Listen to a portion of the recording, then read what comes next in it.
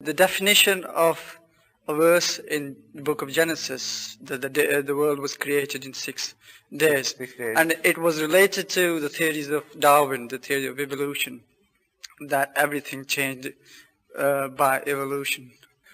And we ended up with an idea that the theory supports that verse, that those 6 days could have been the 6 processes of evolution. Now, we're not quite fixed about the definition. Can you just say, does it support or is the evolution, or Well, is it vague? evolution is a generally accepted idea applying to everything. Darwinianism just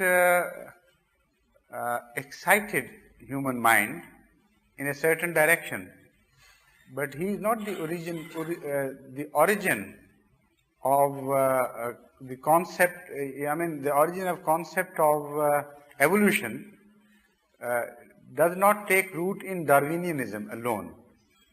This concept is quite old.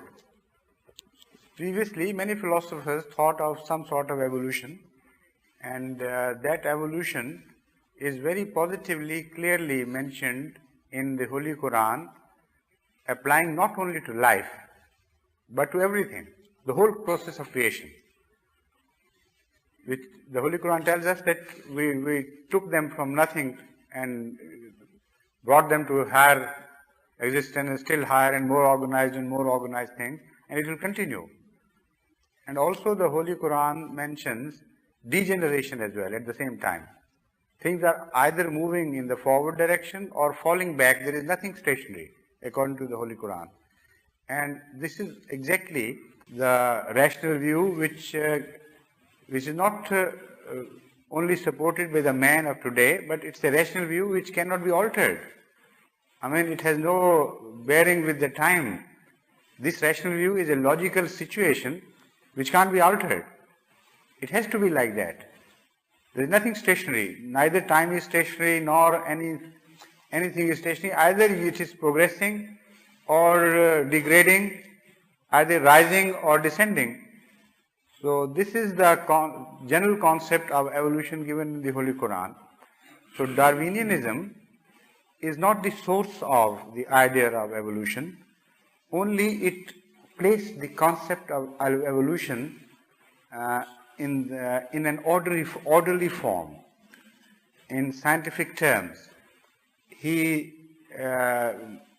labored hard and long to prove his case, and he organized the animal kingdom into various classes and orders and species and so on, one after the other, and tried to establish that the differences between the animals, as we observe, when you place them in order, don't appear to be that big, as if one animal could not end up into another.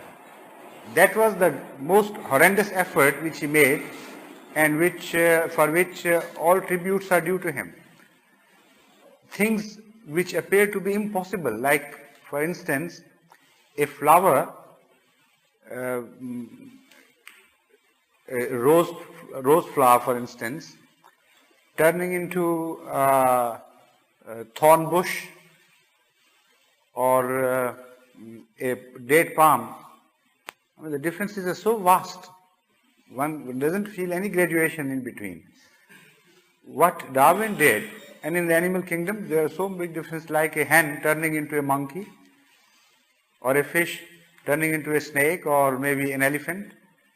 So all these differences are so marked and obvious that previously human beings thought that the evolution only meant progress of each species in its own limited line. There was some development, like they thought man developed. Earlier man and a later man and a man still earlier, and that was all. Similarly, they thought fish also developed and other animals also developed and the plants developed, but within their own narrow regions. They never crossed the barriers into others' existence. What Darwin established was that the evolution was all comprehensive. it applied to all species, and each species can be shown to apparently have merged into the other. It was a very tall claim which he made, and it should have taken more than a Darwin's life to establish the entire claim effectively. But he did, to a very great degree, did perform that task and paved the way for the future investigation.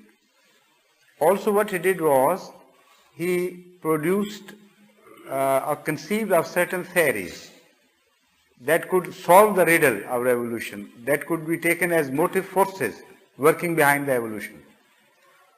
Although these theories are now obsolete, new facts have appeared before mankind.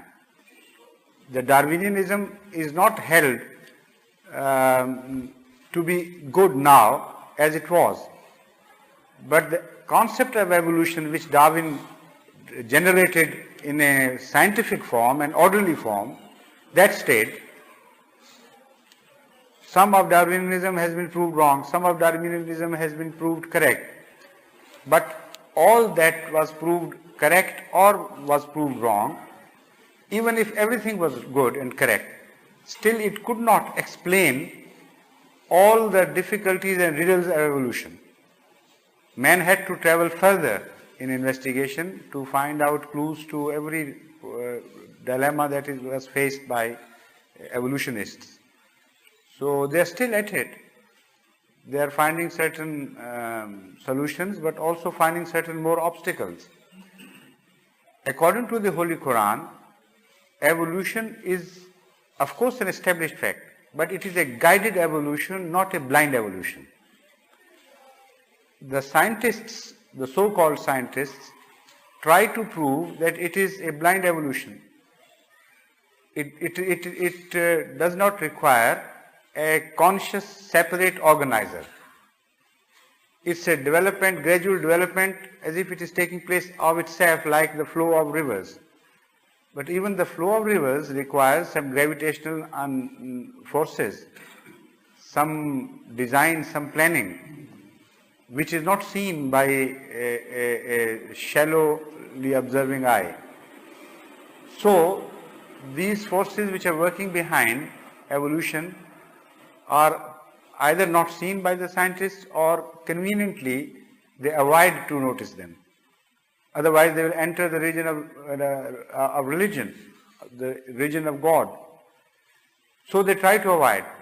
But by doing so, they are creating such obstacles for themselves that they can't find an answer to them. All the modern evolutionist scientists who have experimented on various possibilities, worked on various possibilities, have always ended up in a closed road. And they can't find a way through, because it's impossible for them to find a way through without believing in a God who gave guidance and energy and direction to the evolution. So when you look at it from the Quranic point of view, then everything is clear, there is no riddle left. An evolution, of course, but a guided evolution with an end in view, and with all the forces at the command of Allah to direct and keep the evolution directed throughout its course. So what of the implication gives to the definition of those 6 days, being the 6 stages? No, you must stick to the days. Well, I understand the point. Is the fact is that the days mentioned in the Bible are also mentioned in the Holy Quran, less the problems concomitant to the days mentioned in the Bible. So why not refer to the fresh revelation instead of the old revelation, which has been changed and manipulated by man? This is why I avoided that question. The Holy Quran also mentions days, but in a more scientific way, more orderly way. In the biblical mention of days, the sunrise and setting of night is also mentioned, as if the days confined to 24 hours, while the days in the Holy Quran are not mentioned with that definition. In fact, a different definition is given to days in the Holy Quran, where Allah says that there are some days which in the sight of Allah, in the reckoning of Allah, are may extend to 5,000 years.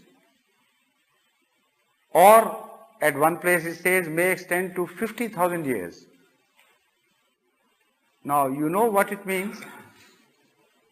If a day is as big as 5,000 years, the ratio between our time and the time of God would be 1 to 1800,000 and 1825,000.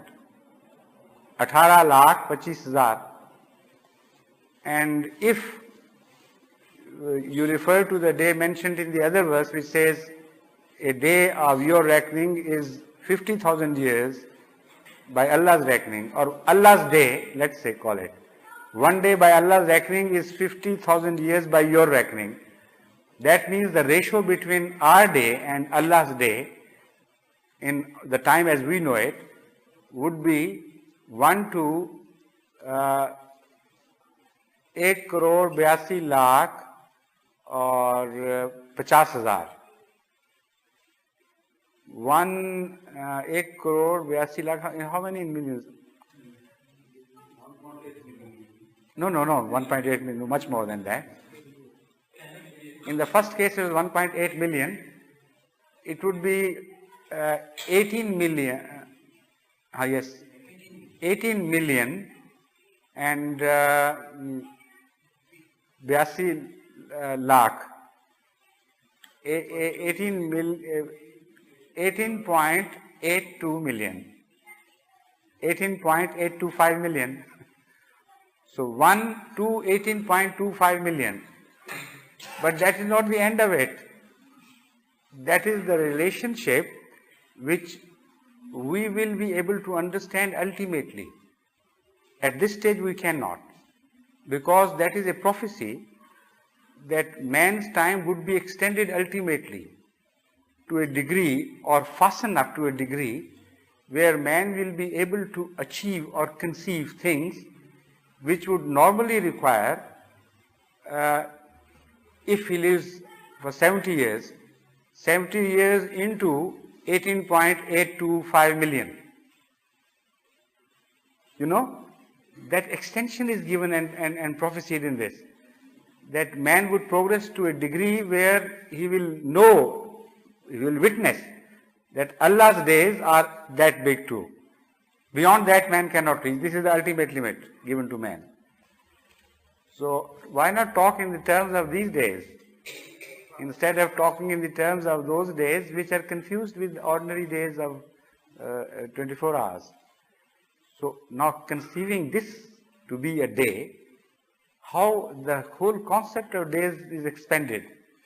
So the evolution must have taken place over millions of years. Because as I have explained in the terminology of the Holy Quran, so days only mean now periods. So the evolution extended to 6 periods. That's all what is said.